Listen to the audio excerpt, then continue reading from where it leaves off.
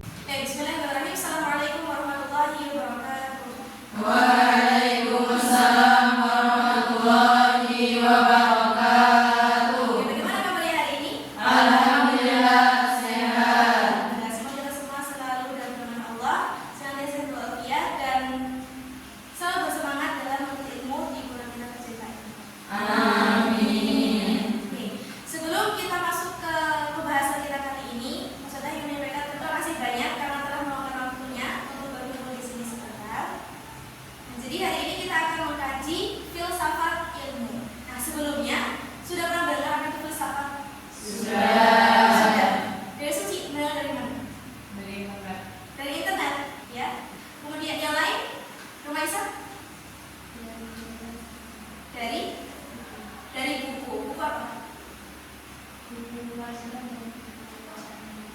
Buku pelajaran dan buku bacaan. Mungkin dalam bahasa Arab, al-falsafah pernah dengar? Tapi kalian tahu apa itu? Belum. Jadi sebelum kita masuk ke materinya, kita taaruf dulu dengan filsafat ilmu. Apa sih itu filsafat? Jadi filsafat ini diambil dari bahasa Yunani, yaitu filosofia. Diambil dari dua kata, yaitu philos dan sophia. Apa artinya? Artinya adalah cinta kebenaran atau cinta kebijaksanaan.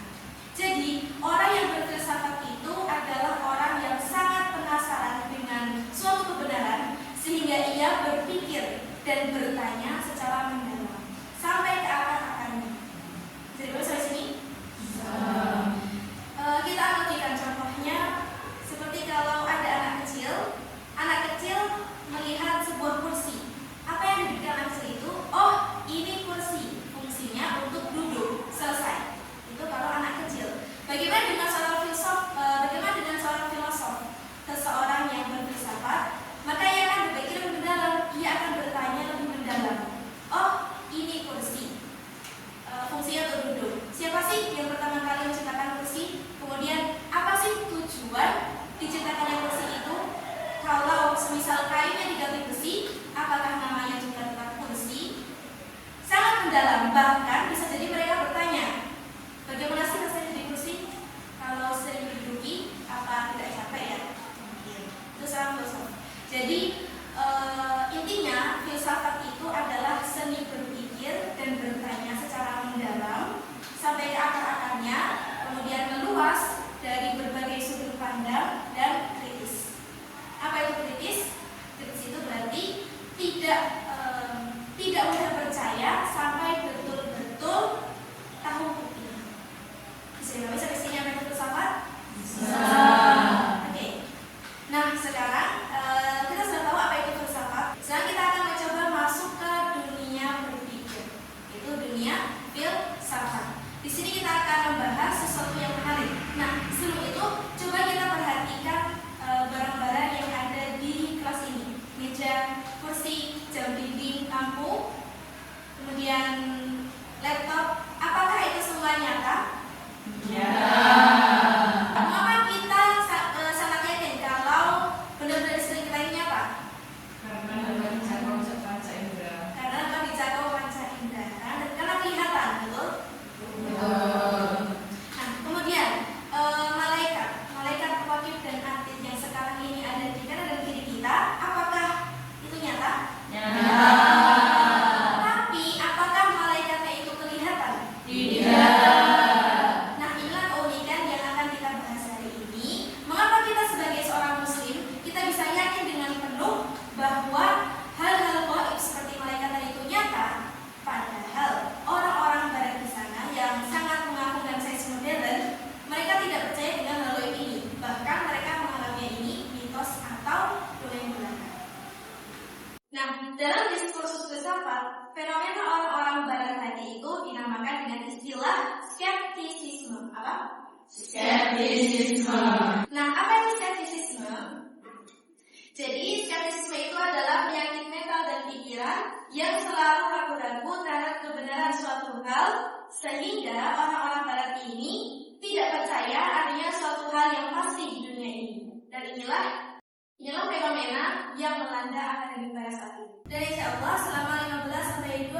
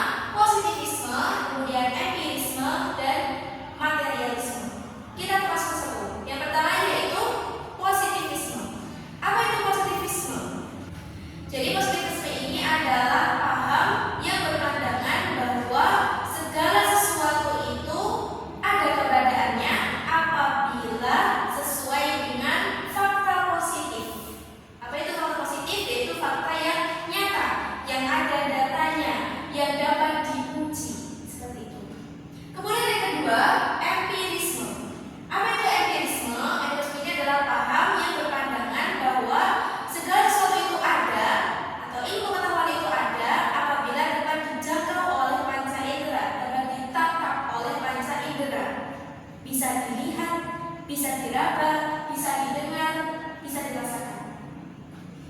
Kemudian yang ketiga yaitu materialisme.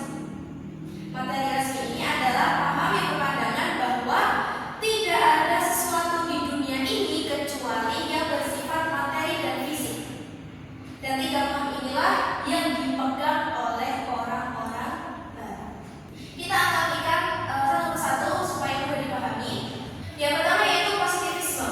Kita analogikan dengan contoh HP. Bagaimana orang-orang barat mengetahui sebuah HP? Apakah cukup hanya dengan memegangnya? Tidak. Tapi apa yang akan dilakukan? Mereka akan mengujinya. Mereka akan membuktikannya. Oh, ini benar-benar HP, handphone, telepon genggam.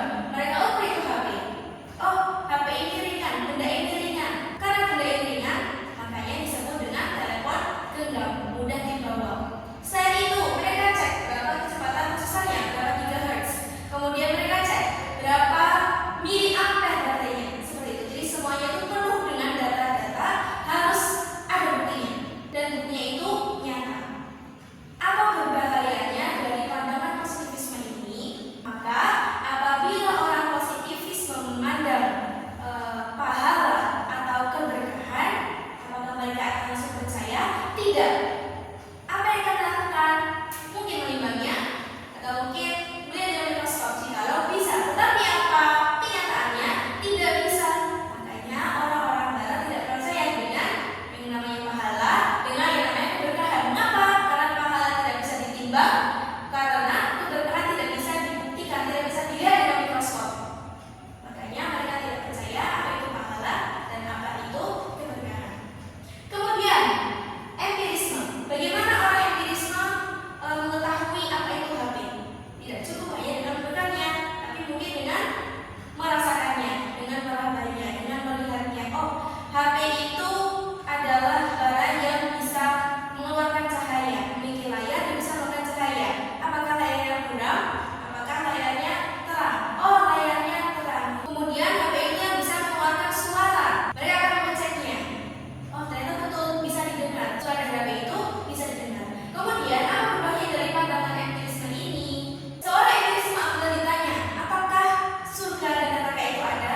Apa yang mereka jawab? Mereka menjawab tidak ada. Kenapa? Karena surga dan neraka tidak bisa dijangkau oleh panca indera, tidak bisa dilihat, tidak bisa didengar, tidak bisa dirasakan. Jadi kami sampai sini. Kemudian materialisme. Bagaimana orang materialisme memandang HP? Oh, HP itu kumpulan besi, baterai, kamera, kemudian sinyal. Tapi bagaimana jika orang materialisme ini ditanya apa itu manusia? Oh, manusia itu adalah kumpulan daging, tulang, darah. Cuma sampai di situ. Mereka tidak menyebutkan manusia itu memiliki ruh, manusia itu memiliki akal pikiran, manusia itu memiliki hati nurani. Mengapa? Karena mereka berpandangan, orang materialisme ini berpandangan bahwa tidak ada di dunia ini kecuali hal yang bersifat materi atau fisik.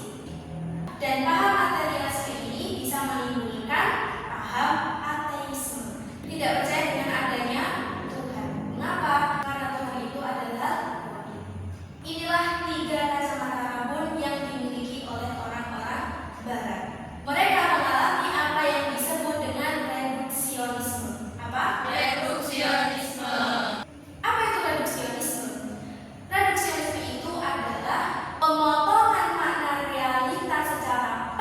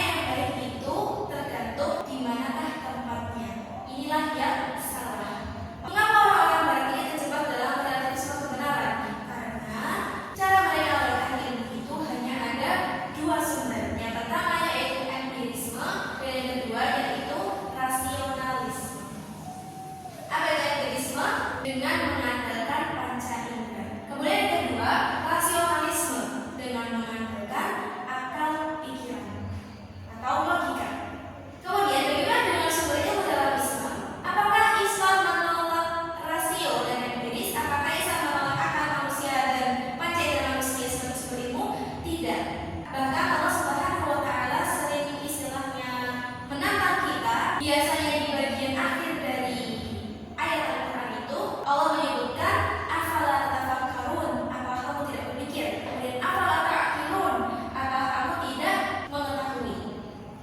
Akan tetapi Islam membungkusnya dengan bahasa yang lebih indah. Sumber yang pertama dalam Islam yaitu al-hawas as-salimah, yaitu panca indera yang sehat.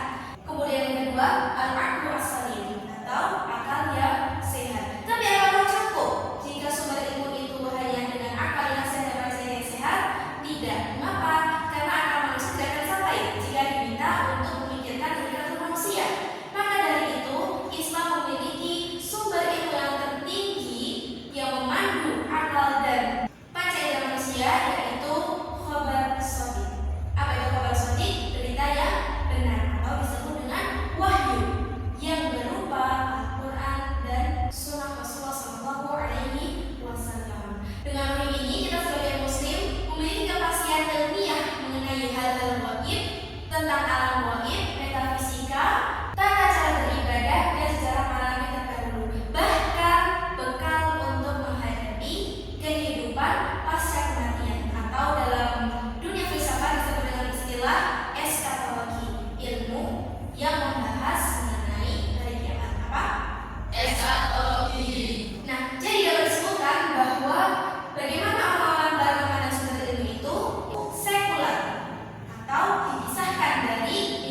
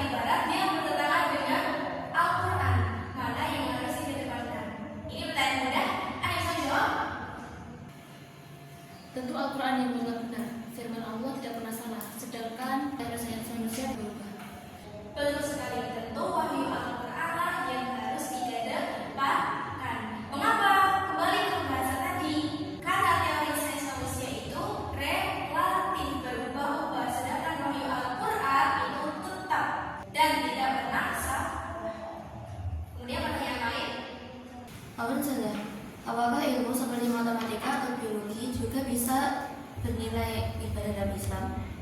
Ilmu umum seperti matematika atau biologi, apakah bisa beribadah? Tentu bisa. Bagaimana caranya? Apabila kita niatkan untuk tafakur melihat kebesaran Allah. Bagaimana contohnya? Kita belajar biologi, kita belajar sistem-sistem yang banyak, sistem-sistem yang disusun dengan sangat rapi. Allah itu menciptakan segala sesuatu dengan sangat detail. Seperti itu. Jadi, jika kita belajar ilmu umum, itu juga termasuk mempelajari objek ilmu dalam Islam. Tentu, seperti yang sudah kita bahas tadi, alam syahadah atau alam fisik itu adalah objek ilmu yang sah dalam Islam. Akan tetapi, Islam memiliki objek yang lain, yaitu alamul ghuyub. Afwan Sazan, tadi telah dijelaskan bahwa hal itu identitas skeptisisme atau suatu ragu. Bagaimana cara kita sebagai santriwati agar terhindar dari sifat ragu itu dengan menuntut ilmu? Skeptisisme, suka ragu-ragu. Bagaimana kita sebagai seorang santriwati agar terhindar dari sifat ragu-ragu itu dalam menuntut ilmu? Caranya adalah dengan mengokohkan ilmu akidah kita dan tasdik kita kepada kebenaran wahyu. Awal sebentar. Tadi sudah dijelaskan mengenai materi aliran materialisme. Paham barat yang menganggap manusia itu hanya kumpulan daging dan tulang tanpa adanya unsur ruh. Pertanyaannya, apa dampak buruknya apabila manusia menganggap dirinya sendiri hanya sebatas itu, dan apa contohnya?